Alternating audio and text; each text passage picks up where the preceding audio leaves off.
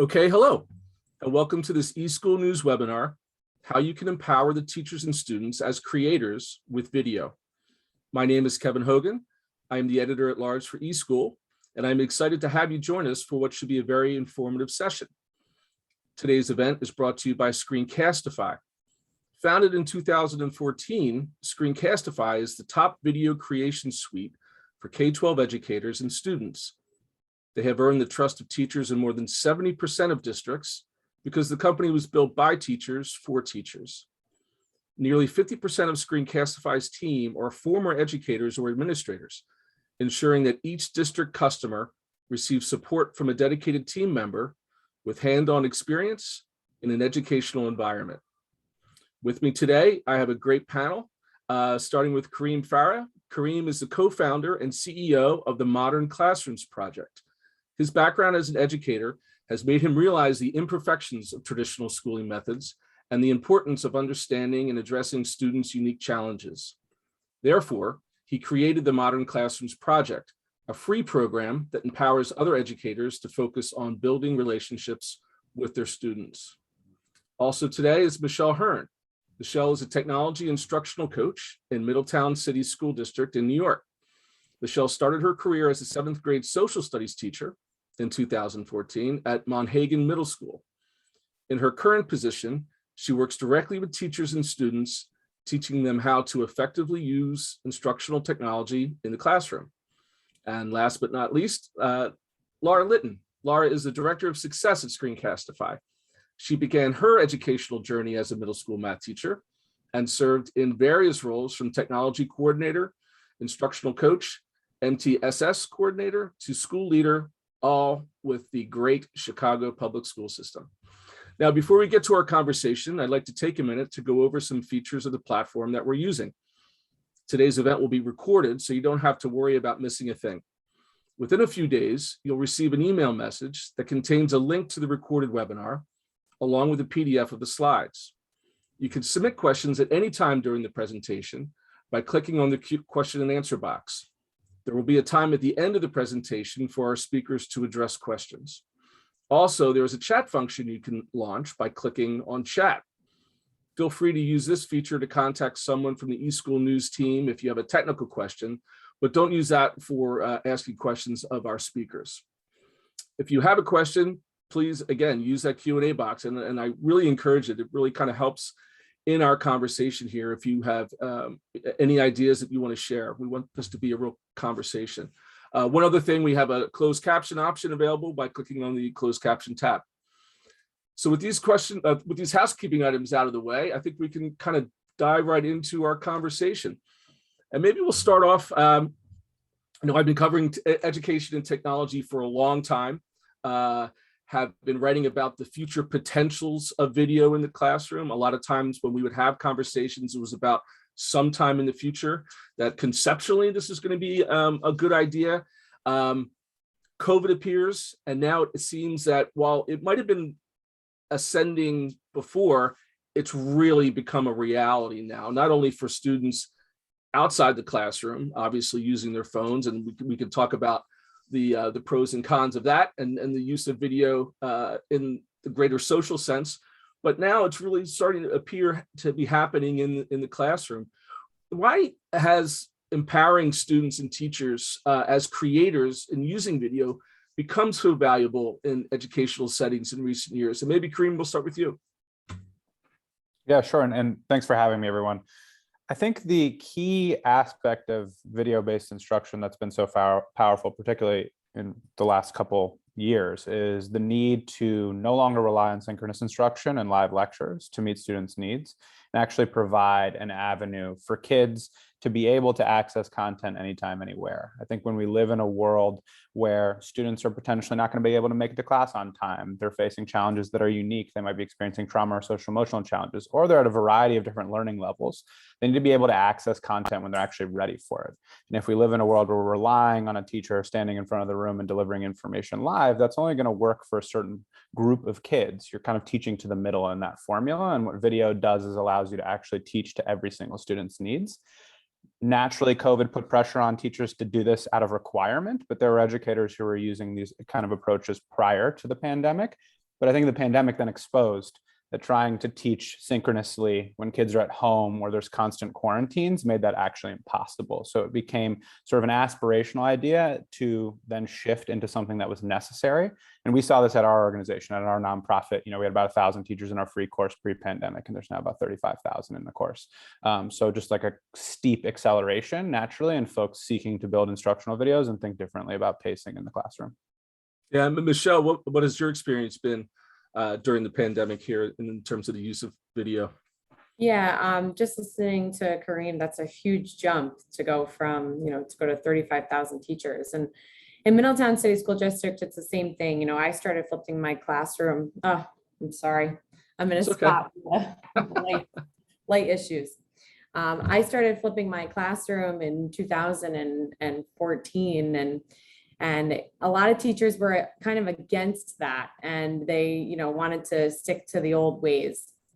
And the pandemic really forced those teachers to jump on board. And I think that it's stuck because a lot of, in my experience, teachers that I work with, they're now, all about it. And they are using platforms like Screencastify to record themselves and have that ability, like Kareem had said, to access that content at any time. And I think there's a lot of value to that. There's value in having the access to the content. There's value in kids learn at different paces. They learn in different ways. So by taking that video creation and even putting the video creation on the kids, it allows the kids to become creative. And in the end, that's really what we're training our students for. We're no longer a society where it's just what kind of information can you regurgitate.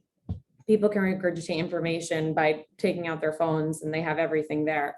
I feel like we're becoming a society of innovators, and, giving adults and students the ability to create and think and innovate is a very big value in where they're going to go in their careers. Yeah. Now, Laura, we talk about Screencastify starting in 2014. So that was a while ago when it comes to the use of video in classrooms. What from your side of things have you watched just in the most recent months in terms of that use of your products and services? Sure. A lot of what both Kareem and Michelle have spoken to has absolutely happened. People who may have been more hesitant to create videos before were either forced to or were kind of pulled along by colleagues to jump in.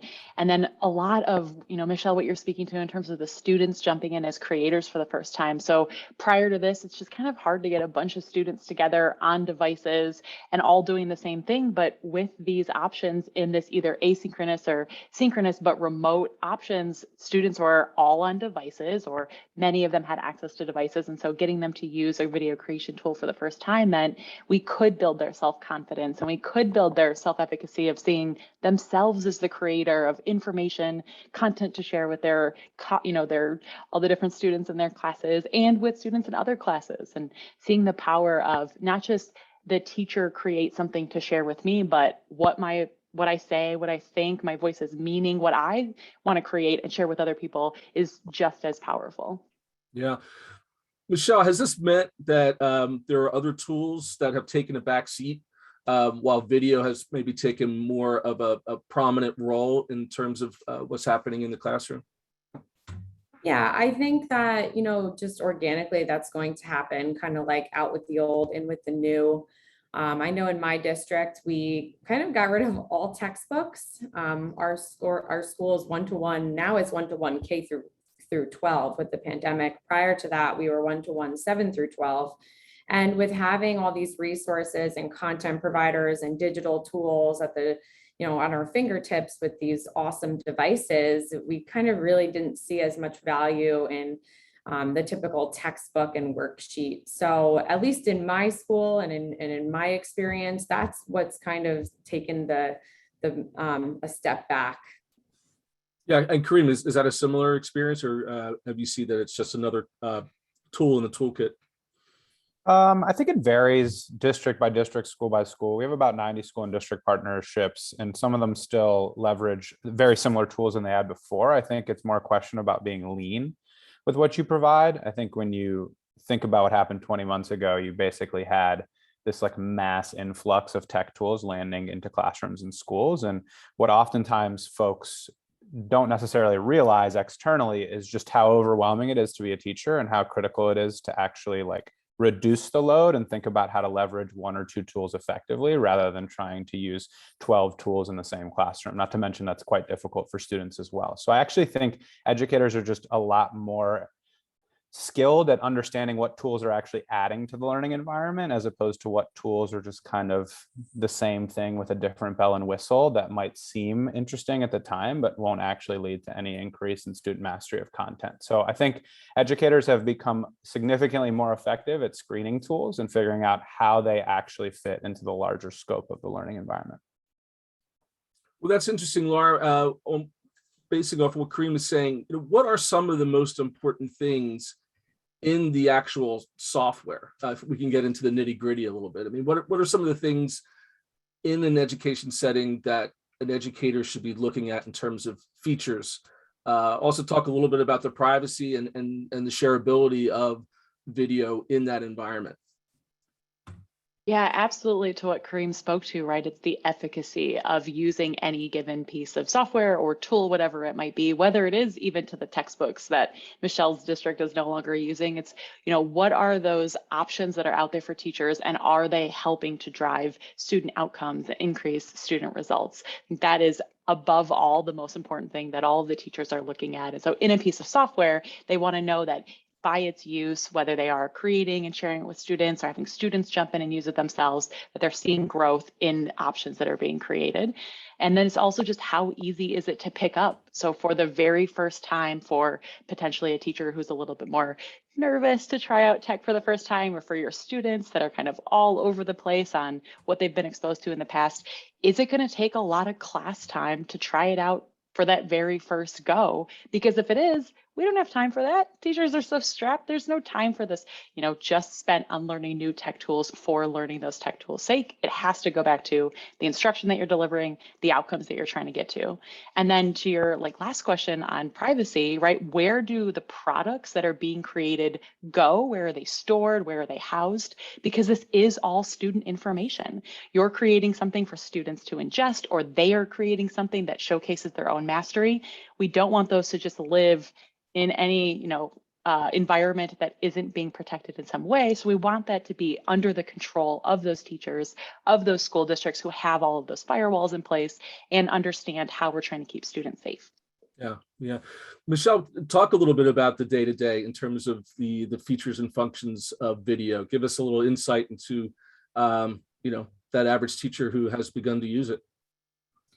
Well, I think it takes a little bit of time to get comfortable. I know a lot of teachers are kind of weary about hearing their voice and seeing their face. And I know for me personally, when I flipped my classroom, I'd be making a 6-minute video and it would take me 45 minutes to make. But Right. That comes with practice. And I think that says the same thing for the kids as well. When you start putting that video creation on the kids, it really gives them a time and a space to make mistakes without people watching them, and then re-record and perfect whatever it is that they're working on and really try to master that skill. As for the day-to-day for teachers, when you take a Screencastify video, I know Screencastify now just has this new feature of embedding these interactive questions, which are awesome because then it gives real-time data for the teachers and allows the students to be a little bit more engaging in the video itself. I know I was really happy to see that Screencastify came out with that feature because back in 2014, when I was flipping my classroom, I would take the Screencastify video and I would upload it to a different platform just so I could embed those questions. So now having that interactive questions and data all in one place, I think is huge. So a lot of teachers are doing that. They take their video creations and then they're trying to make it as interactive and engaging as they possibly can. Yeah, now, Kareem, I'm going to assume that from the student perspective, there's not much professional development that needs to happen with these things. Having 3 beta testers myself here, they seem to be able to use video on their phones pretty easily. How have you seen that transformation or that resistance that Michelle was mentioning from maybe older or less tech savvy teachers who are then thrust into this, whether they like it or not? Yeah, I mean, I think there's a natural learning gap when you learn any technology tool. I'm literally on a new computer right now, and I feel like I can't type on it every single day because like the keys are in a slightly different spot. So I naturally, anyone who gets a new tech tool needs to get comfortable with it. I think there's two critical elements of using video in classroom that are actually substantially more challenging than the creation of the video. That like experiences some pushback and creates challenges, and I think it's good. I think the first is that when you're creating an instructional video, if you follow the research correctly, you need to keep that instructional video short, 9 minutes or under, ideally 6. Well, if you've been an educator who's been lecturing for 20 minutes at a time in any given lesson, that puts an intense amount of pressure for you to think really lean about content. That's not easy to do. It's not easy to think about how to chunk lessons differently so that they're no longer these like sort of long form lectures that are generally viewed as pretty disengaging. It's also difficult to think that you no longer have to pack in one 80-minute, 60-minute, 45-minute periods worth of content into one video, but you can actually chunk that same lecture into 3 different videos. So that's actually challenging sort of curriculum and content work that you have to do. The second piece is that it's convenient to stand in front of a room and lecture, because that's kind of the easier thing to do. And it creates this sort of very, very intense structure for students. Come on in, just like sit down, take out your notebook and listen to me at the front of the room. When you shift to video-based instruction such that the teacher's freed up to engage in small group and one-on-one instruction and actually allows for self-pacing, well, now you're actually putting students at the center of the learning experience. It's better for students, but it requires an increase in executive functioning, self-direction. There's sort of a controlled chaos element to that learning environment. And when you just expose kids to that, or an educator to that, you can freeze a little bit, you can get overwhelmed, you can kind of run away from the innovation, but ultimately long-term, the benefits totally outweigh the consequences. But there is just like there's a learned structure to that takes time, and that takes coaching. And there is sort of a professional development element for the kids. I mean, it's not viewed as professional development, but when I started leveraging our blended self-paced mastery-based model in the classroom, we would have discussions at the beginning of class that weren't lectures, but instead we just talk about like, how do you manage your time effectively? What do you do when you want to grab your cell phone and just get distracted by that? How do you put that away? What do you do when you start falling behind? Like, what are the systems and structures you can create to be your own goal setters?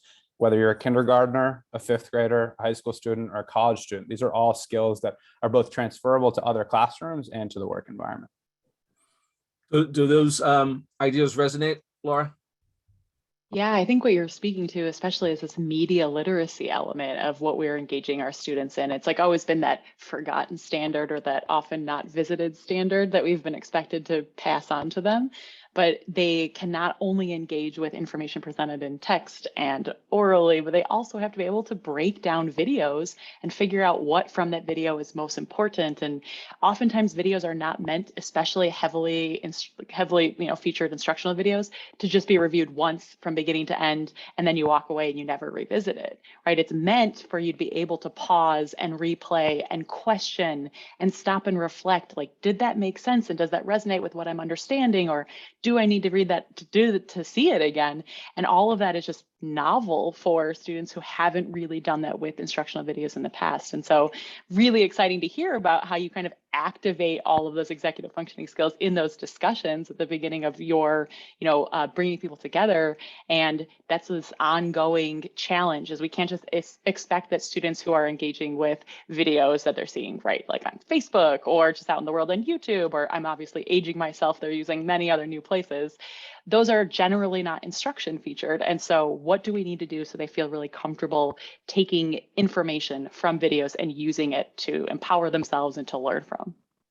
Yeah, because I'm actually going to piggyback off of that, if you don't mind. So I completely agree with you that like they are in this video creation world, and they're like the TikToks and the YouTubes and now Reels. And I feel like what we need to do as educators is really play into that, because this is what they resonate with and what they're I'm in a school, obviously. Yes, you are. This is what they resonate with and what they feel comfortable with. And I think it's important that we take these platforms and, personally me, I am a TikTok user, I'm a YouTube user, and I learn from these platforms. My TikTok For You page is all about like cooking and like house tips and like parenting tips. And it's all things that to me are educational in a lot of different types of realms. And, even like the teacher TikToks are like really, really useful. And I've learned a lot of different tech tools on them. So I think if we kind of hone in on that and learn from that, then they can have that space that they're already comfortable in to learn and create and like have this personal growth. So I think it's something to play off of. Yeah. So, and when we talk about video, especially now as we sit here on a Zoom call, right? I mean, there's a difference between synchronous, which is what we're doing now, and asynchronous. And I know a lot of the video creation tools. And Kareem, I was reminded of a number of years ago when we first started talking about the flipped classroom, where the idea was that the instructor would go home and film him or herself and then bring it in and then use the classroom time for instruction. Again, it was a kind of theoretical. Now we're in hybrid world and it's become a reality. But maybe you can start off and talk a little bit about how you distinguish between asynchronous learning and the use of video versus the synchronous that we're doing now.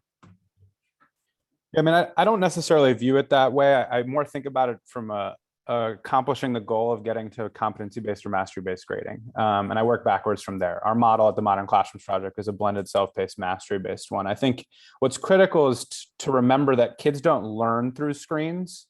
They ultimately learn through connectivity with their teacher and through their peers, and that the technology is designed as a lever to maximize those learning moments. So if we work our way back from sort of the goal of mastery-based grading, well, how can you get to mastery-based grading? Well, kids need to be able to learn at their own pace, because I need to be able to spend more time on lesson 2 while my peer might be spending more time on lesson 3. So I need to create some structure where kids have accessibility to content when they're ready. Well, how are we going to accomplish self-paced learning? Well, we need to be substantially less reliant on live delivery of information. That's where that sort of synchronous style instruction really fails kids and ultimately isn't particularly equitable. So that's when you start to bring in sort of the leveraging technology and using instructional videos to replace those moments. So I think it's really important when people think about infusing technology into classrooms, because it can get dangerous. I mean, if you just put kids on screens and have them learn in silos, then ultimately you're not actually revolutionizing instruction or reimagining teaching or really pushing kids towards true understanding of content. You're actually just putting them in an environment where they're staring at screens and they're learning in an online learning environment. So I think whenever you think about schools, districts, teachers wanting to leverage instructional videos correctly, the goal should be to maximize human interaction, but it's the correct type of human interaction. If I'm standing at the front of the room with 30 kids and I'm talking at them, that's not human interaction. That's just me giving an inefficient video at the front of the room in person.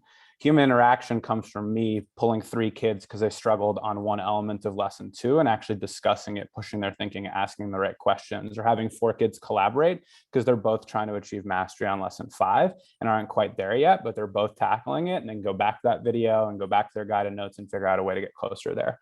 So whenever folks try to introduce technology and video into the classroom, I think the first question you need to ask is, what's the purpose of the video and how is it actually increasing my capacity as the educator and increasing the likelihood that our students are actually connecting with each other and getting closer to understanding content. Well, that sounds like a definition of an extraordinary teacher as well, right? That you have to have that would have that sort of initiative and that sort of passion to bring that in.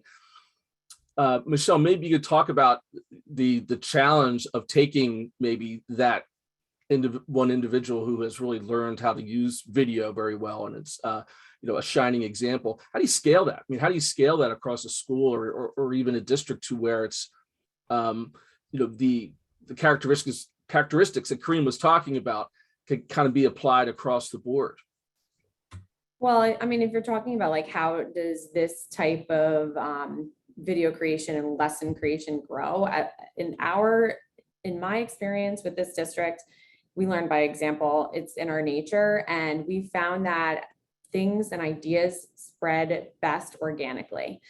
So what we'll do is we'll work with a small group of pilot teachers, and those teachers will have success with video creation. And just like, Kareem nailed it right on the head, like small group instruction, take that information that you're getting from those interactive questions and all that data that you're getting from content providers, and then use that information to pull your small groups or to help kids achieve mastery. So we notice that, you have your few teachers that are having success in this, and then they start talking about it with their colleagues. And then all of a sudden it's like, boom, there's this movement that's happened and everyone is talking about like this certain content provider or this certain digital tool. And once that spark happens, that's when I step in and when the district steps in with professional development.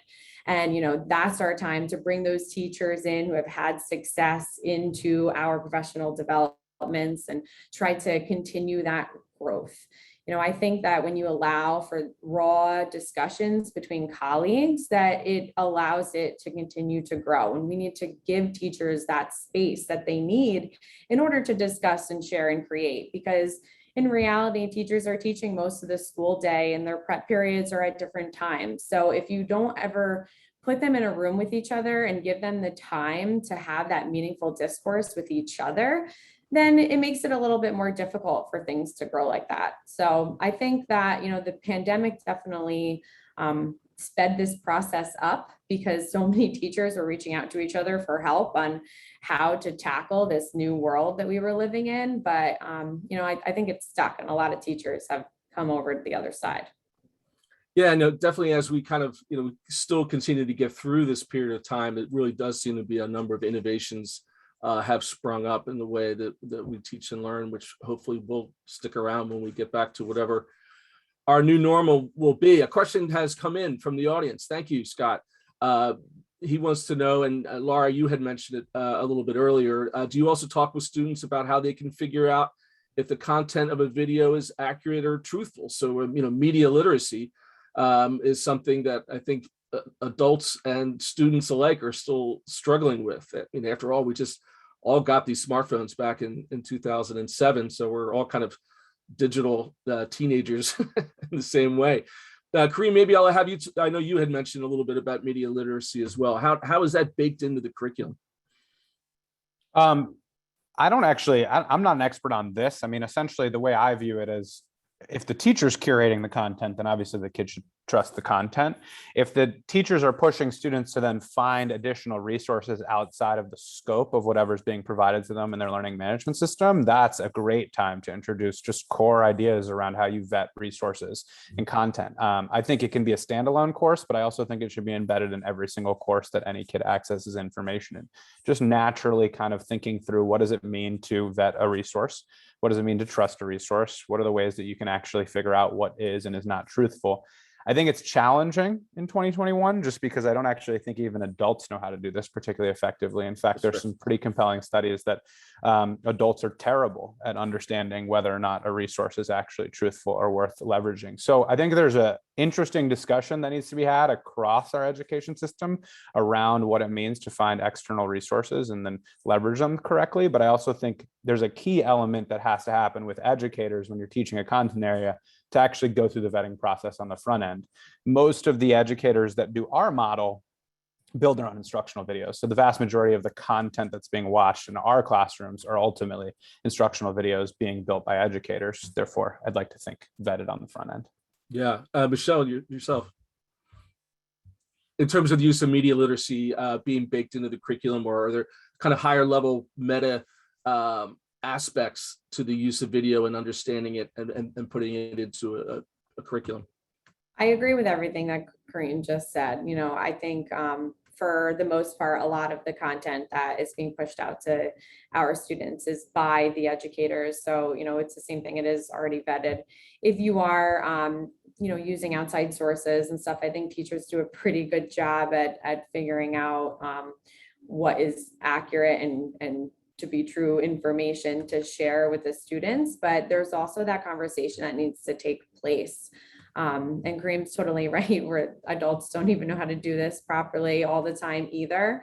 And I think that kids, they're thrown into this social media world where, they might be scrolling on whatever app that they're scrolling on, and there's this, news source, and it's important for them to be able to differentiate the difference between, I guess you can call it fake news, but I think it's all part of the learning process. And if we can kind of incorporate this in our classrooms, throughout our content, that's the best way to go about it, because I'm not really sure where we're going to have space for just a class on that, but I think it probably would be worthwhile if districts could fit that in, digital literacy, because it's huge. Yeah, Laura, from Screencastify's position, is there a distinction between, you know, the in-classroom experience and the wider kind of societal use of video creation tools, and how do you see them interplaying with each other? Yeah, I think it's a great question. I think one of the things that we love to focus on is that you make something as easy as possible for students and teachers to jump in and use, so that you can really focus on how these videos are being used in the educational spectrum versus maybe other tools that are more prone to business savvy users, or more prone to, you know, whoever the case might be, where they'd want to be used in that way. But because of the flexibility of being able to create videos about anything, then it becomes both the ability and responsibility for the person that's creating them to figure out what is going to be that best information to present, to capture, to speak to pause and connect to something else that they are trying to make a point on. I think what's really interesting about making your own videos is you can absolutely create a video, make mistakes, go back and edit out all those mistakes so that you have that, I think Michelle, you spoke to it before, like this perfect element afterwards. Or you could keep those mistakes in and then point out to your students like, oh, interesting, I did my math wrong here, and then show them how you're able to, in the moment, catch yourself and, you know, what elements of what you've done you're using to rectify that situation, as a way for them to understand that mistakes are natural. There's a difference with that, and then people who are purposely out to mislead you, whether they're showing you something media-wise or they're saying something to you. And so being able to kind of capture both of those in what you're pointing out. So like here, this was, you know, an accident. I didn't mean to make 7 and 4 equal 12. But here, someone was saying something that was purposefully misleading. And I need to make sure that I take a step back and wonder where that information is coming from. Yeah, yeah. Talk a little bit, Kareem, you were mentioning earlier about mastery-based learning, and that kind of sprung some ideas about how personalized learning can be affected with the use of video. Are there specific features and functions of the use of video creation that can help students as they have learn at a pace that they're comfortable with?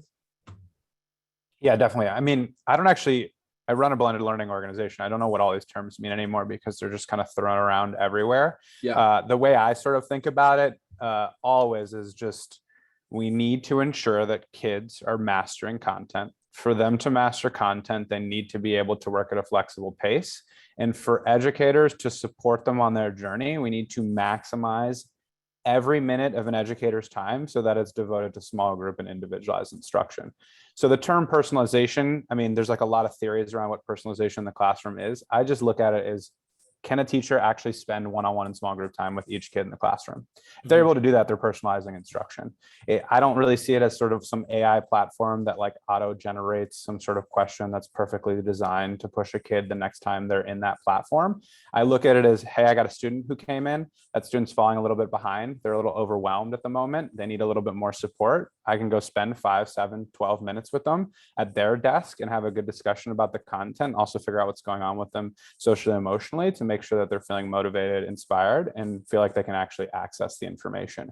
What the video instruction does is just eliminate the fact that I got to put a performance on at the front of the room. Because when I'm doing that, I'm wasting an inordinate amount of time when I could be spending time one-on-one in small groups, but I'm also just completely eliminating the capacity to let kids work at their own pace. Because no matter what I say, no matter how hard I try to tell my kids we're going to work towards mastery, if every day we all just have to go on to lesson 3 because tomorrow's Wednesday and that's what the calendar says, then I'm not actually teaching kids towards mastery. I'm telling them that's what I want, and then constructing a world around them that is not conducive to that environment. Yeah, yeah. Michelle, any thoughts there when it comes to how students can learn at a pace that they're comfortable with in the use of video creation? Yeah, I think this is where things like choice boards and playlists come into play. And then a combination of the video creation and listening to your teacher give that short little mini lesson in a 6-minute video with interactive questions and stopping points, coupled with these platforms that are very personalized to kids. You know, they have diagnostics and they really can tell where a kid is struggling. It can push out informational videos for that student. I think that is an important part of those playlists and choice boards. But like Kareem said, the most important part is the teacher being able to become that facilitator during those small groups. So being able to read the data, being able to read the room, and doing those short little mini assessments throughout their video creations, or through in the beginning of the class or at the end of the class, the check-ins and the checkouts, and taking that data and then creating those moments with either a small group of children who are all struggling with one particular topic, or just individually working with those kids. I think that's what makes a difference, because that's where a kid learns, because there's only so much connection that you can do with a device, and that device and that program can be personalized to exactly what you need, but we're all humans and we need that human connection with each other. So, you know, we all have that teacher that changed our lives, and, you know, we can't just rely on computers and content providers to be that for the future of our kids. Like, we still need those connections with those teachers, and that's what's going to make the difference. Sure. Laura, talk a little bit about, is that something that's part of the experience when you're using Screencastify in the classroom, the idea of students being able to learn at their own pace? Yeah, I think this is absolutely based on, to both what Kareem and Michelle have said, the way that the teacher chooses to set up their classroom, right? So Screencastify, like many other tools out there, is this option provider for teachers to be able to take and run with and implement into their classroom in the way that's going to be most effective and drive student growth in the way that they are either most comfortable with, or are growing to use and iterating upon, and finding out what works for all of those individual lovely learners who are all at their, you know, moving at their different pace. So there's nothing inherent in, you know, video creation that's going to make your classroom completely different. It's where you're choosing to implement it, when, in what settings. If you do have, you know, your stations that you're putting out there, and students need those instructions from you again and again, and you have a video that walks them through exactly what this activity is and provides examples that they can play off of and replay, you've got that opportunity for you to be able to be freed up to work with others. So it's less in like what the tool is, and more in how you use it, how you feel comfortable in it, how other colleagues challenge you to try in new ways, and what you find that at the end of the day, to what they've both spoken to really well, what's going to work best for your kids. Yeah.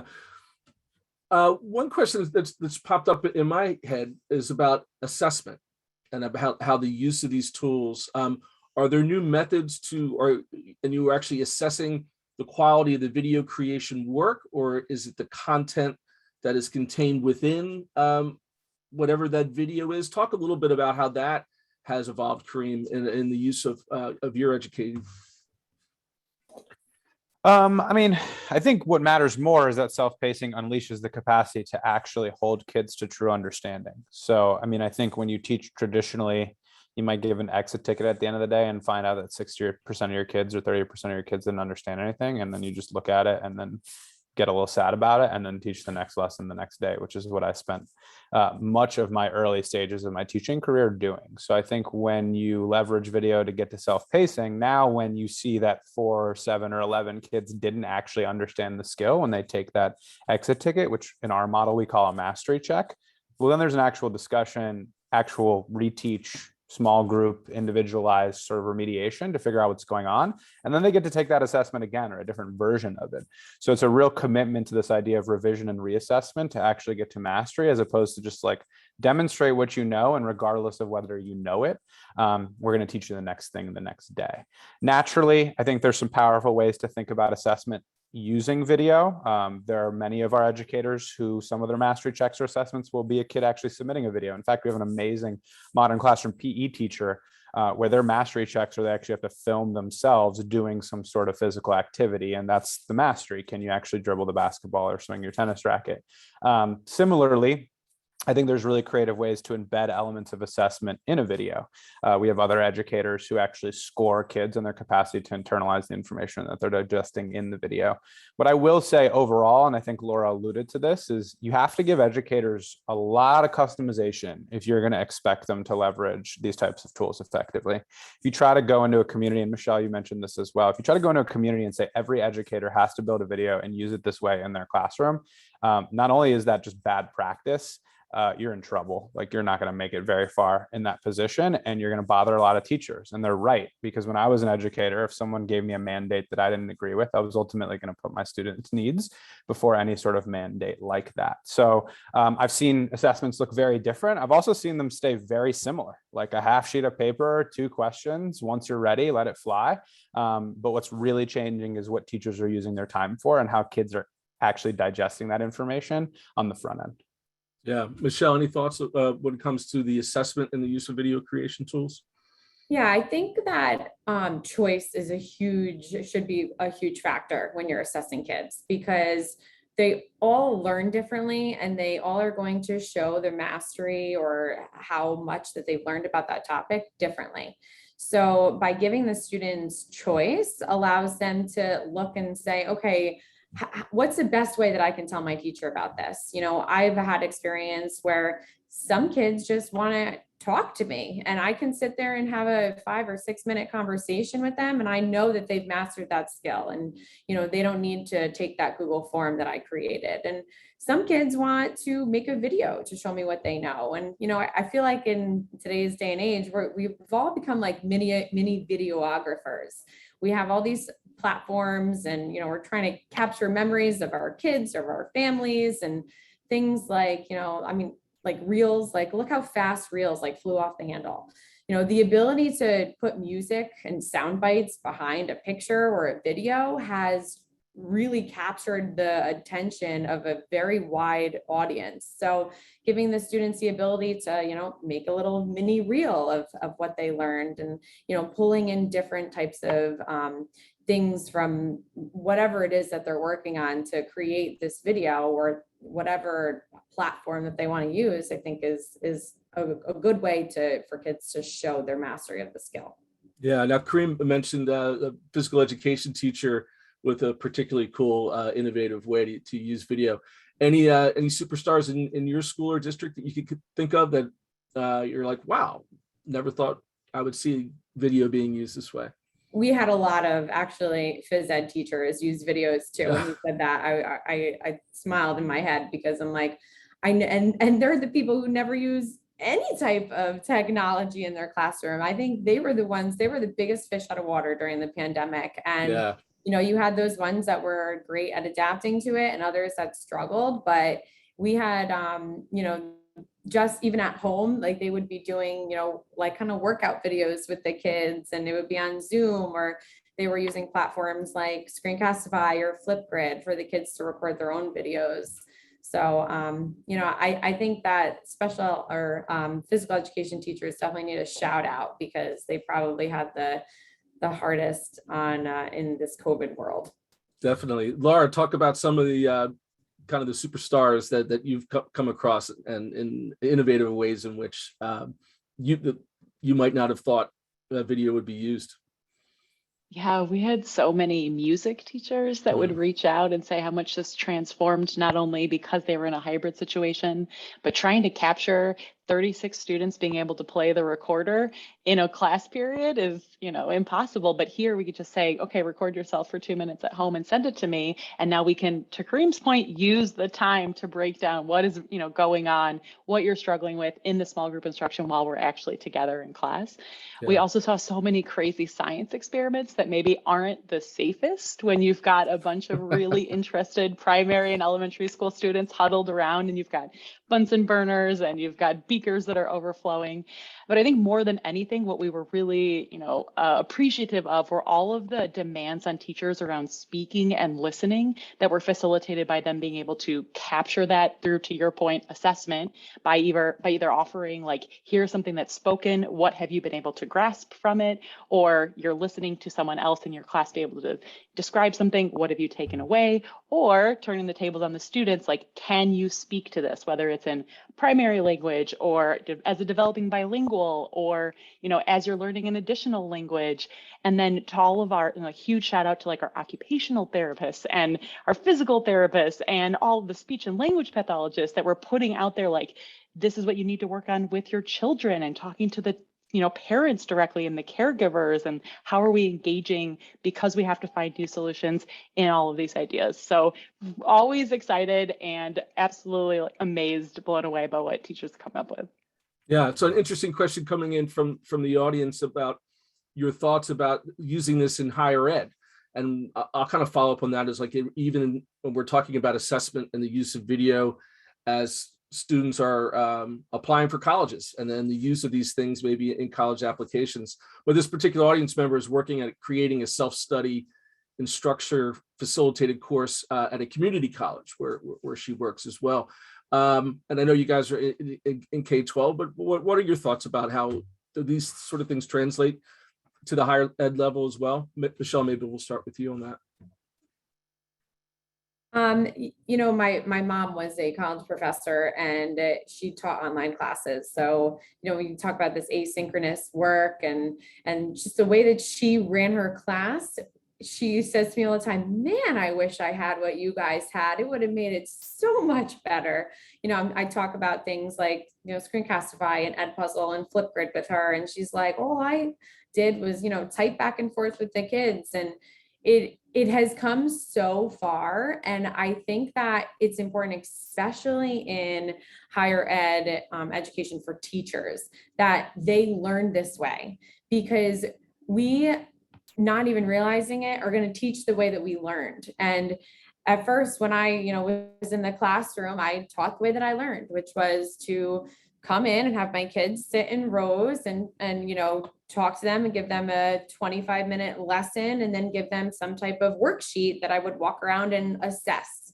And it just wasn't working. And so I think that if we are teaching our future teachers by using video platforms and choice and all these different, content providers and digital tools that we're trying to implement in our K through 12 system, I think that's going to make a huge difference in the product of the new teachers that we are creating. I think there's a lot of value in that.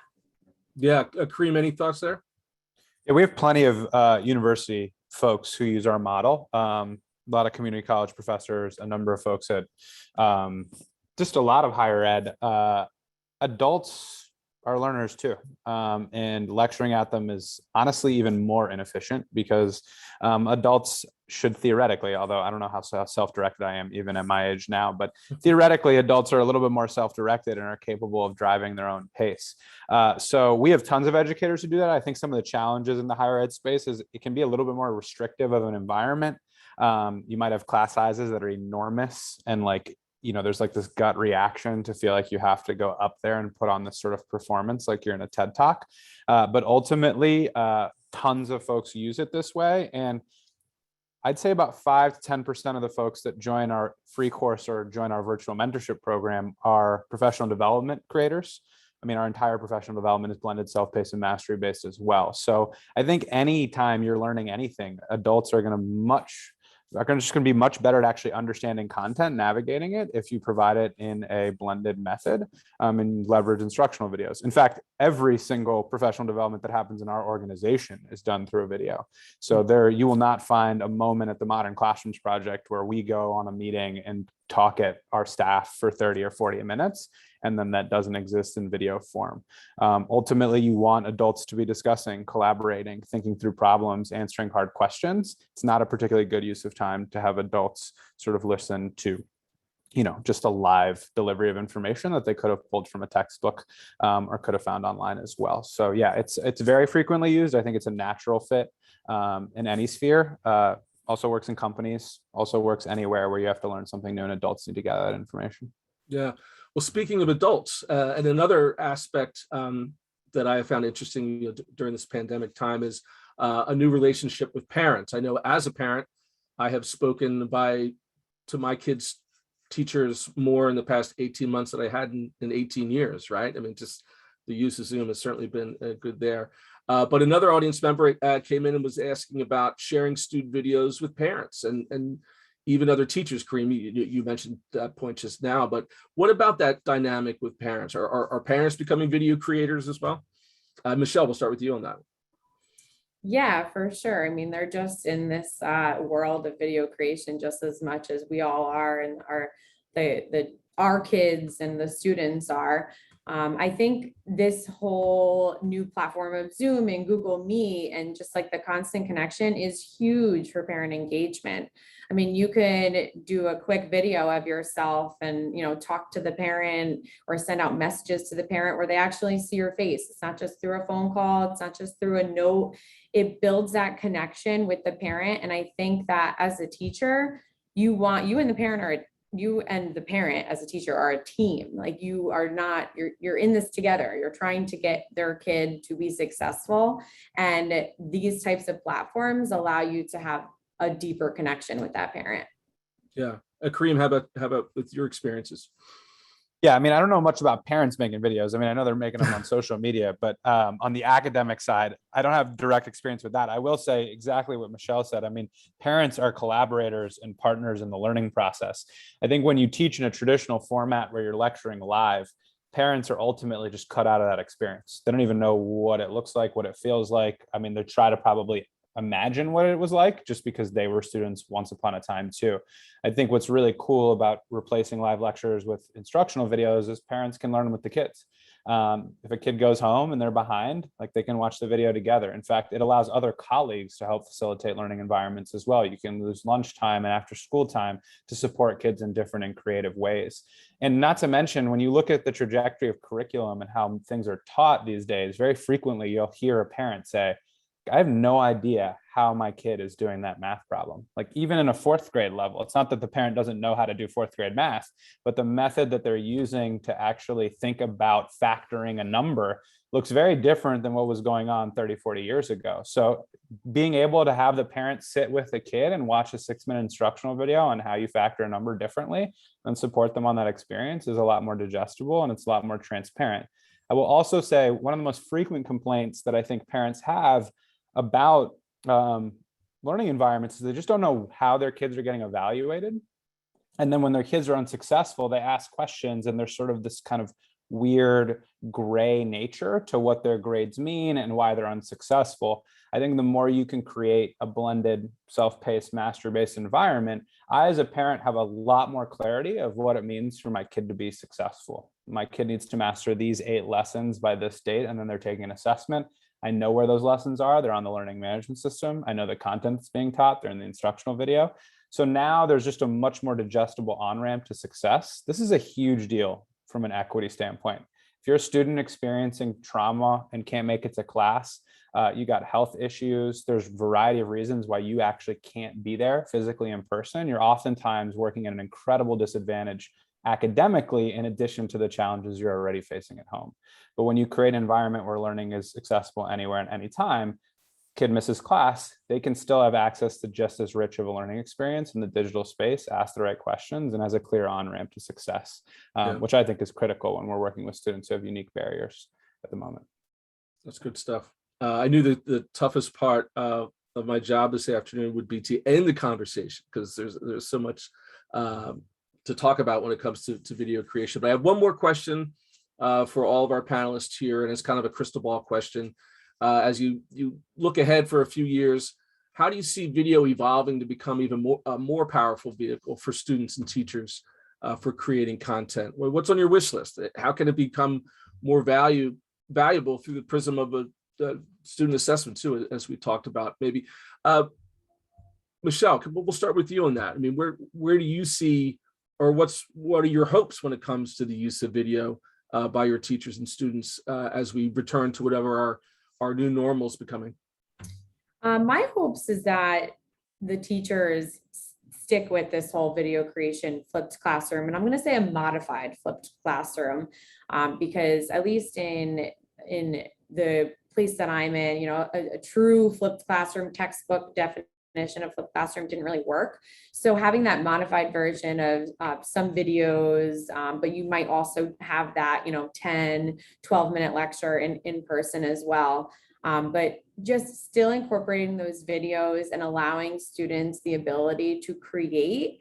I think we really need to give students that space to make mistakes. And, a lot of the times the students are scared to raise their hands or they're going to get something wrong. And, by having these video platforms that kind of maybe for that introverted person, gives them that ability to make mistakes, re-record, ask the teacher if it's correct before sharing it with the rest of the class. I think that that's huge because it ultimately is going to build confidence of those students. And the students that are already comfortable in front of the camera, it allows them the space to create and shine and really take everything that they're learning to the next level. Kareem, how about yourself? Yeah, I mean, I actually think we're in a pendulum point. I think there's elements of tech in the classroom that may have swung a little bit too far and people are trying to find a happy medium. I think the best educators that are leveraging technology in a lean way to maximize one-on-one and small group time have actually really hit a pretty special spot in instruction. So I think there's always ways to tighten it up and there's just every educator is a continuous learner. But I think what my hope is that this is a larger percentage of the pie. That more educators are seeing the benefits of it. It's no longer the 1 in 5 teacher that leverages this type of instruction or 30% of a community, but actually it's the norm to really think about how we can use tech to maximize human interaction and also ensure that kids are actually getting a differentiated student-centered learning environment. I think it's inevitable. I think there's going to be some shakeups naturally. I think some folks are going to express resistance, but I think over time, as great educators leverage tech effectively, other educators will ultimately want to get in on that experience. And I've always said educators trust educators substantially more than they're going to trust anyone else on this call. So the more that educators do models like these and the more that their peers get to see it in action, the more likely we are to see these kind of strategies spread at scale. So really it's evolving from a novelty into a utility, you're saying? Exactly. I'd like it to be the norm. And I think it's critical too that ed programs start to infuse this in the way that they train educators. I think one of the fundamental challenges, I'm sure, Michelle, you experience this when new teachers join, is you get trained as an educator to teach pretty traditionally. It's not like you leave most ed programs thinking about leveraging instructional videos to let kids work at their own pace. You leave with this sort of very traditional format of instruction. And then you realize that doesn't actually meet a diversity of learning levels and social emotional needs. And then you're like, what do I do next? My entire master's program didn't necessarily prepare me in the way that I wanted it to. So I'd like to see it be up and downstream so folks really feel prepared to meet the needs of students. Right. And Laura, we'll leave you with the last word. What do we see coming down the pike in terms of video creation over the next few years on a short-term horizon? If you have a long-term horizon, give us some of that too.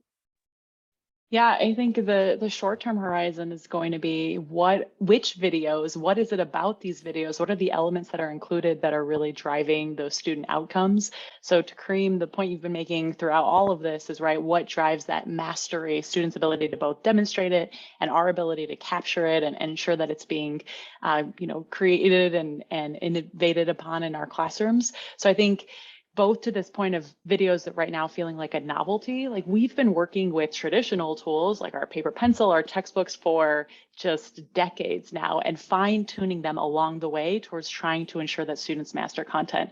But videos being more new and especially more new to so many people means that people are only now going to start figuring out what is it about the videos that I'm creating and that I'm having my students create that really get them to understand the content that we're trying to get across.